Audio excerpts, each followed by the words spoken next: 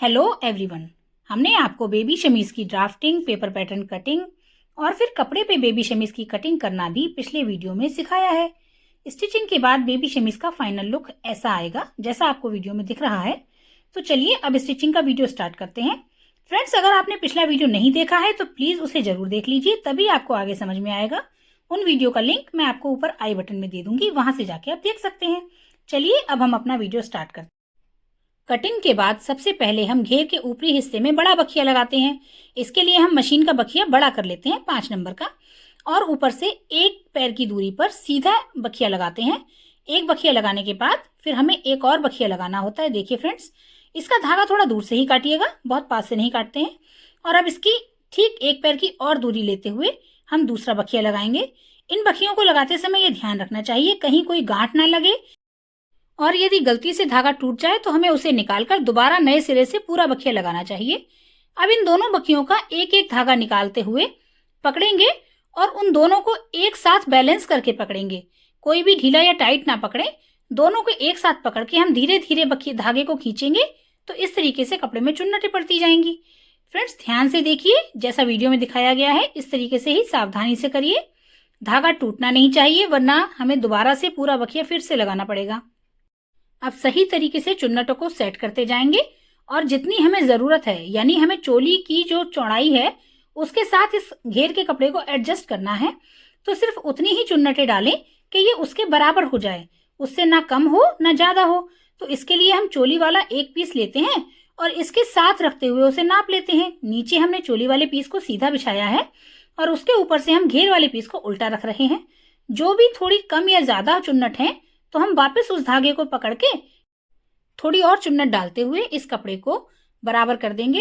इन दोनों कपड़ों को अच्छे से बराबर करके सेट करने के बाद हम कुछ पिन लगा के या फिर कच्चा टांका लगा के जोड़ लेंगे, जिससे हमें सिलते समय कोई परेशानी ना हो। स्पेशली बिगनर्स को आपको इसे पिन से या कच्चे टांके से सिल लेना चाहिए। और सिलाई करते समय यह ध्यान रखना चाहिए कि जो हमने कच्चे टांके 2 लगाए हैं, जो हमने बड़ा बखिया करके 2 सिलाइयां लगाई थी ना, जिससे हमने चुन्नटें डाली हैं, उनके बीच में ये सिलाई चलनी चाहिए, क्योंकि तभी हमारी चुन्नटें बराबर और अच्छी फिनिशिंग वाली बनेंगी। सभी चुन्नटों को अच्छी तरह सेट करके पिन लगा देते हैं।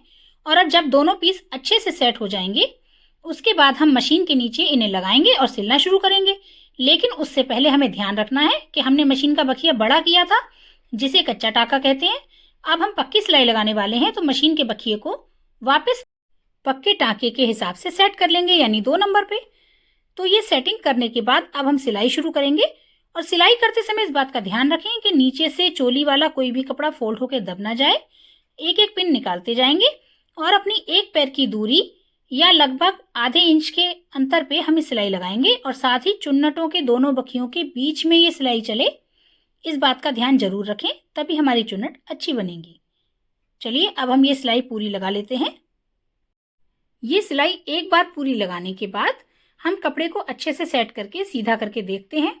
हमारा कपड़ा अच्छे से सिल गया है, देखिए कितना अच्छा लग रहा है, सब कुछ सही सेट है। तभी हम इसके बाद एक सिलाई 1 पैर की दूरी पर और लगाते हैं। 1 पैर की दूरी पर सिलाई लगाने से हमारी पिछली सिलाई को मजबूती मिलती है और साथ ही किनारे से कपड़े के धागे नहीं निकलते हैं। ये फिनिशिंग के लिए लगाई जाती है। देखिए अब हमारी दोनों सिलाइयां लग गई हैं। इसी तरीके से हम दोनों घेर को दोनों चोली के पीस के साथ जोड़ लेंगे और इसके बाद देखेंगे नीचे जो हमारा दूसरा कच्चा टांका लगाया गया था, उस कच्चे टांके को अब हम निकाल देंगे, क्योंकि वो दिख रहा है। हमने सिलाई दोनों टांकों के बीच में चलाई थी तो नीचे वाला टांका दिखाई देगा ही। तो अब इसे हम निकाल देंगे, वरना ये देखने में अच्छा नहीं लगेगा। ये सिर्फ हमें चुन्नटों को बैलेंस करने के लिए लगाना था। अब इसके बाद हम दोनों पीस को अच्छे से फिनिशिंग देंगे और उसके बाद तीरों को जोड़ेंगे। तीरे जोड़ने से पहले हमें सभी धागे काटने होते हैं। सब धागे काट दिए हैं। अब इसके बाद हम तीरों के दोनों पीस मिलाएंगे और जो हमने चौक चला के निशान लगाए थे, जिसपे हमने कटिंग की थी, उसके बाद हमें जो पहले ड्राफ्टिंग वाला निशान था उसी पे सिलाई चलानी है। तो इस पे हम पूरी एक सीधी सिलाई चलाएंगे और इसके बाद 1 पैर की सिलाई इस पे भी चलाएंगे। साथ ही हम शुरू और एंड में दोनों तरफ मजबूत टांका करने के लिए डबल करेंगे।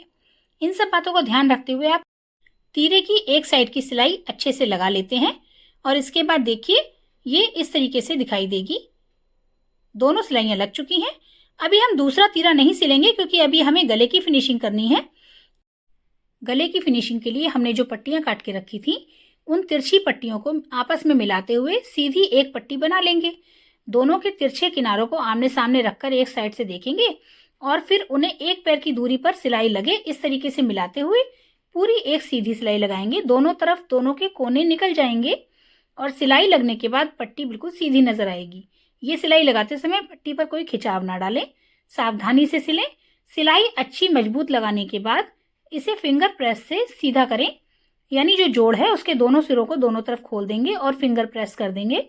इस तरीके से हम सभी जोड़ लगाकर सभी पट्टियों को मिलाकर एक पट्टी बना लेंगे और फिर अब हम इससे गले की और आर्मोल लाइन की पाइपिंग लगाकर फिनिशिंग करेंगे।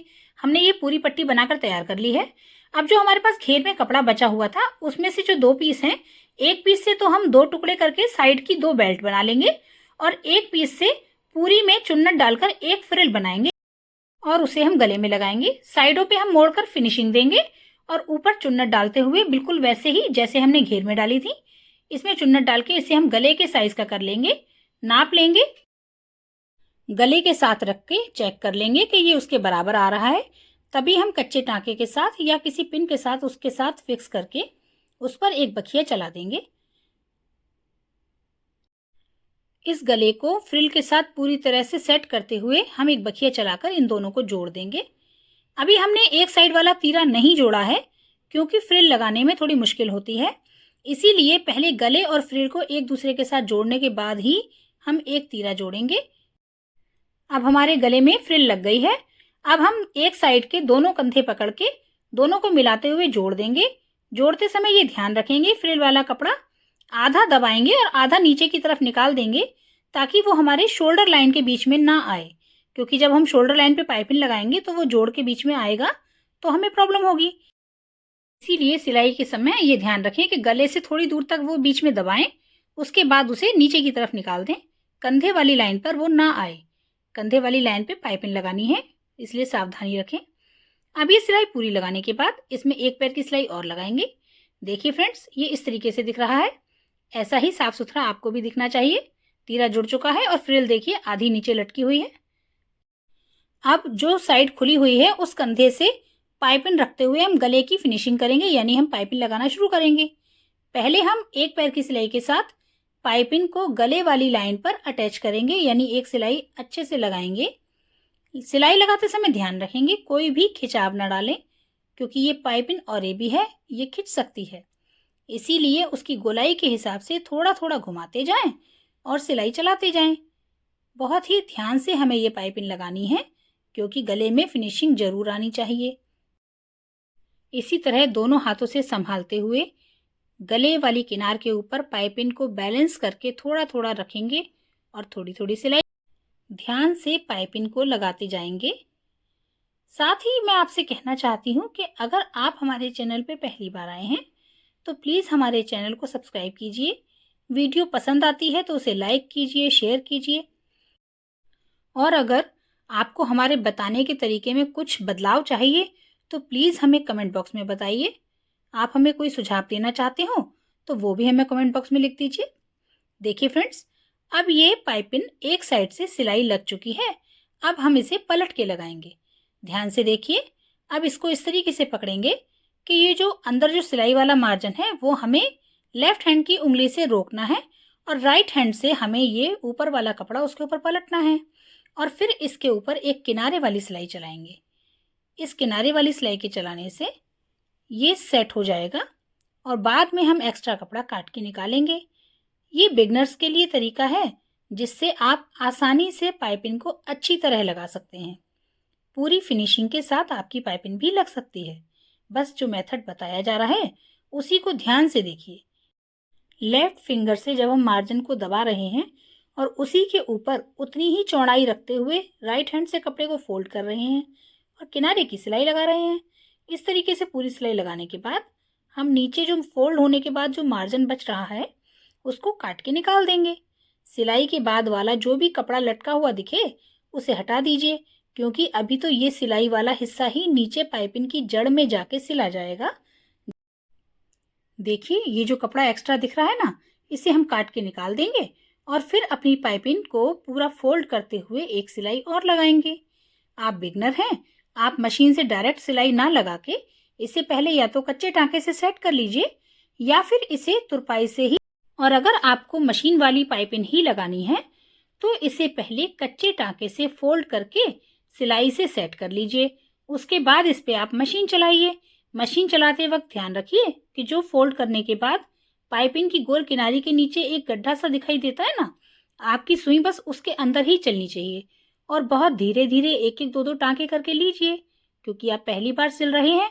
गलती से आपकी मशीन की सुई पाइपिंग की गोलाई के ऊपर न चली जाए। चलिए आपको तुरपाई से पाइपिंग लगाना भी बता देते हैं। इस तरीके से जब हमने सिलाई करने के बाद एक्स्ट्रा कपड़ा काट दिया था, तब उसको हम उल्टी तरफ ही फोल्ड करेंगे और पाइपिंग की जड़ में से और इस पट्टी के किनारी को दोनों तरफ टांके लेते हुए तुरपाई करते जाएंगे और पाइपिंग लगा देंगे। इस तरीके से हमारी बढ़िया गोल पाइपिंग लग जाएगी। अब हमारी मशीन से लगाने वाली पाइपिंग पूरी हो गई है, तो चलिए हम इस पाइपिंग को पूरा करके दूसरी तरफ के कंधे भी जोड़ लेते हैं। पाइपिंग लगने के बाद गला कितना सुंदर लग रहा है। अब हम दोनों साइड के कंधे लेकर सीधा अंदर रखते हुए और उल्टा ऊपर रखते हुए उन्हें मिलाएंगे और फिर से वही आधा इंच के मार्जिन की सिलाई लगाएंगे जो हमने पहले वाले कंधे में लगाई थी। बस इसमें ये ध्यान रखें कि गले की पाइपिंग लग चुकी है तो पाइपिंग मिलती हुई आए, एक सिरा ऊपर या एक सिरा नीचे नहीं आना चाहिए। एक सिलाई ठीक से लगाने के बाद हम एक पैर की दूरी वाली एक सिलाई और लगा देते हैं। इसके बाद अब हमारा गला और मुट्ठे की पाइपिंग लग गई है। देखिए कितनी अच्छी तरह फिनिशिंग हो गई है। अब हम इसे उल्टी तरफ से दोनों साइडों की मुट्ठे मिलाते हुए जो पाइपिंग हमने लगाई है उसके धागे काट देंगे और इसके बाद दोनों सिरे मिलाते हुए इन्हें इस तरीके से रखेंगे और जो हमने साइड के लिए मार्जिन रखा था ना, बस उस मार्जिन वाली सिलाई पर ये सिलाई लगाएंगे और जहां कमर की फिटिंग वाली सिलाई आ रही है, इन दोनों पीस को जोड़ते समय इसके बीच में ही हम बेल्ट रख देते हैं और वो बेल्ट सिल जाती है। चलिए हम पहले बेल्ट तैयार कर लेते हैं। बेल्ट के लिए जो हमने ये एक घेर का बचा हुआ कपड़ा रखा था, इसकी चौड़ाई को हम आधा कर लेंगे। बेल्ट के लिए कोई नाप निश्चित नहीं होता है, अपनी पसंद के हिसाब से बड़ा घटा सकते हैं, लेकिन कम से कम हमारी कमर के नाप के आधे से 2-3 इंच ज्यादा ही होनी चाहिए, इतना जरूर ध्यान रखें। ये लंबाई हमें जो मिल रही है हमारी फ्रॉक के साइज के हिसाब से काफी है। तो चलिए इसके 2 पीस करके हम इसकी बेल्ट बना लेते हैं। इसको अलग करने के बाद अब हम इसे फोल्ड करके इसमें सिलाई लगा लेंगे। नीचे से आप चाहें तो इसे ऐसे ही एल शेप में सिल सकते हैं, मगर मुझे थोड़ा नुकीलापन पसंद है, मैं इसको तिरछा ही सिलती हूँ। इसको तिरछा निशान लगा, इसी निशान पे हम मशीन चला लेंगे। नीचे किनार की जब सिलाई शुरू करते हैं तब वहां पे हम डबल करके पक्का करेंगे और फिर इसी तरीके से चलाते हुए पूरी सिलाई लगा लेंगे। इस तरह सिलाई लगाने के बाद हम दूसरी पट्टी की भी सारी सिलाई लगा लेंगे और फिर दोनों पट्टियों को सिलने के बाद ध्यान से देखिए, ये जो नुकीलापन है इसे हम किसी नुकीली चीज से, यानी कोई पेन, पेंसिल या कुछ भी नुकीली चीज, उसके साथ हम इसे सीधा करेंगे। नोक वाली जगह से हम उस नुकीली चीज को उसके अंदर डालेंगे और इसके ऊपर ही हम उल्टे कपड़े को चढ़ाते जाएंगे। फिर जब वो सीधी तरफ की अंदर से निकल के बाहर आएगा तब उसे खींच के सीधा करेंगे और किसी पिन की सहायता से इसकी नोक अच्छी तरह निकाल लेंगे और प्रेस के साथ इसे अच्छी तरह सेट कर लेंगे। अब इसे अच्छी तरह सेट करने के बाद चलिए हम फ्रॉक की साइड वाली सिलाई लगाते हैं और उसकी फिटिंग वाली सिलाई लगाते समय हम आर्मोल वाले दोनों पार्ट पकड़ेंगे और उन्हें मिलाते हुए जो हमारा मार्जिन हमें रखना है उसके हिसाब से निशान लगाएंगे। साइड के लिए हमने 1 इंच का मार्जिन रखा था, बस 1 इंच पर हम निशान लगाएंगे आर्मोल वाली साइड पे और कमर वाली साइड पे। नीचे घेर में हम आधा इंच ही मार्जिन रखेंगे, इसीलिए घेर वाले निशान पे हम केवल आधा इंच मार्जिन रखते हुए कमर वाले 1 इंच के निशान से उस पे इंची टेप रख के लाइन खींच लेंगे। इस लाइन को खींच के हम इसी पे मशीन चलाएंगे, इस बात का ध्यान रखें। देखिए फ्रेंड्स, अब हमने फ्रॉक वाले कपड़े को मशीन में लगा लिया है और साथ ही जो कमर वाला पॉइंट है वहां पे हमने बेल्ट को अंदर करके रख दिया है। अंदर इस तरीके से रखें कि सिर्फ उसका किनारा साइड में दबना चाहिए, बाकी हिस्सा अंदर की तरफ चला जाए, कोई और चीज सिलाई में नहीं दबे। इस तरीके से सेट करके हमने ऊपर आर्मोल वाली साइड से किनारा पक्का करते हुए सिलाई को आगे बढ़ाया और अब कमर वाली जगह जहाँ पे बेल्ट है वहाँ पे सिलाई आगे बढ़ाएंगे तो नीचे वाली साइड तक धीरे धीरे कम करते हुए जाएंगे, क्योंकि हमने नीचे मार्जिन कम रखा है। घेर में ज़्यादा मार्जिन दबाने की ज़रूरत नहीं है, क्योंकि वहाँ हमें कोई फिटिंग नहीं चाहिए, वो तो एक फ्लेयरी पार्ट है। बस वहाँ पे हमें सिलाई अच्छी लगी रहे, इसके लिए आधा इंच मार्जिन ही काफ़ी है। इतना मार्जिन देते हुए हमने सिलाई पूरी कर ली है और अब हम दूसरी साइड पर भी उसी तरीके से फिटिंग का मार्जिन लगाते हुए सही निशान लगा लेंगे। जैसे हमने आर्मोल वाली साइड पे 1 इंच, कमर वाले पॉइंट पे 1 इंच और नीचे घेर वाले हिस्से में आधा इंच का निशान लगाते हुए पूरे साइड पे निशान लगा दिए हैं। अब हम ऊपर आर्मोल वाले पार्ट को पकड़ के मशीन के नीचे लगाएंगे और पाइपिंग वाले हिस्से को प्रेशर फुट के नीचे दबाते हुए वहाँ पे हम 1 से 2 बार सिलाई चलाएंगे, किनारा पक्का करेंगे और जब हमारी कमर के पास सिलाई पहुँचेगी तब हम कमर वाले पार्ट में फिर से दूसरी वाली बेल्ट रखेंगे, उसकी किनार साइड में रखेंगे और बाकी हिस्सा फ्रॉक के अंदर वाले पार्ट में छुपा देंगे। सिर्फ हमें किनार वाला हिस्सा ही सिलाई में दबाना है, इस बात का ध्यान रखिए। इन सभी बातों का ध्यान रखते हुए हम आर्मोल से कमर तक और कमर से नीचे तक की सिलाई उन्हीं निशानों पर लगा देंगे जो हमने पहले से चौक से लगा के रखे हुए हैं। अब ये सिलाई लगाने के बाद हमें नीचे वाला फोल्ड करना है। जो हमने 2 इंच का मार्जिन रखा था उसी निशान के हिसाब से 2 इंच कपड़ा फोल्ड करेंगे और उसी के अंदर थोड़ा सा किनारा फोल्ड करते हुए हम किनारे किनारे सिलाई लगाएंगे। इस तरीके से एक सिरे से शुरू करके गोलाई में पूरी तरफ नापते हुए सिलाई लगाते जाएंगे। घेर की सिलाई पूरी करने के बाद अब हमने जो कंधे पे जोड़ लगाया था उसकी फिनिशिंग करेंगे। उस जोड़ को हम अंदर की तरफ मोड़ते हुए उल्टी तरफ कुछ टांके लगा देंगे। इस तरह वो सीधी तरफ दिखाई नहीं देगा और वो यहीं पर फिक्स हो जाएगा। इन सब बातों का ध्यान रखते हैं क्योंकि हमें कपड़े में फिनिशिंग दिखाना बहुत जरूरी है। हम ड्रेस डिजाइनिंग कोर्स कर रहे हैं, इसीलिए हमें पूरी तरह से फिनिशिंग का ध्यान रखना ही होगा। चलिए फ्रेंड्स, अब हमारी फ्रॉक कंप्लीट हो गई है। हमारी ये बेबी शमीज पूरी तरह तैयार है। मिलते हैं अगली वीडियो में। Thanks for watching.